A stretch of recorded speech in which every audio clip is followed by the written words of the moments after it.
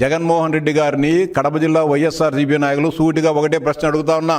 ఎక్కడో మీకు సంబంధం లేని వ్యక్తి ఎక్కడైనా చనిపోతే చీమల దండుగా వాలిపోయే జగన్మోహన్ రెడ్డి మీరంతా కూడా పెద్ద దస్తగిరిని హత్య చేస్తే, మీ ముఖ్యమైన కార్యకర్తను హత్య చేస్తే మీరెందుకు పరామర్శించలేదు? గత 3 రోజులుగా జగన్మోహన్ రెడ్డి గారు జిల్లాలోనే పులివెందుల నియోజకవర్గంలో ఉన్నారు, పులివెందుల పట్టణంలో ఉన్నారు. అక్కడ నుంచి పులివెందుల నుంచి పెద్ద దస్తగిరి ఇంటికి పోవాలంటే కేవలం 1 గంట ప్రయాణంలోనే చేర్చుకోవచ్చు. మీకు అంత ముఖ్యమైన కార్యకర్త ఈ హత్యతో మీకు సంబంధం లేకుండా ఉంటే జగన్మోహన్ రెడ్డి గారు ఎందుకుగాను పెద్ద దస్తగిరి కుటుంబాన్ని పరామర్శించలేదు, ఆ హత్యను ఖండించలేదని చెప్పి నేను సూటిగా ప్రశ్నిస్తా ఉన్నా.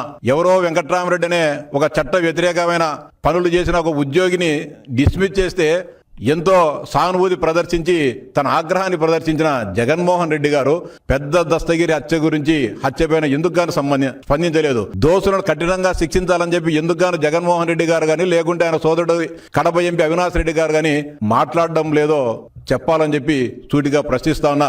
దీనిపైన 100 కోట్ల భూ లావాదేవీలకు సంబంధించిన కుంభకోణం ఉంది. ఈ రాష్ట్ర ప్రభుత్వానికి, కడప జిల్లా పోలీస్ యంత్రాంగానికి విజ్ఞప్తి చేస్తా ఉన్నాం. దీనిపైన ఉన్న గూడుపుటానిని తేల్చాలని, దీని మీద ఉన్న అక్రమ లావాదేవీలన్నిటిని కూడా బయటికి తీయాలని చెప్పి విజ్ఞప్తి చేస్తున్నా.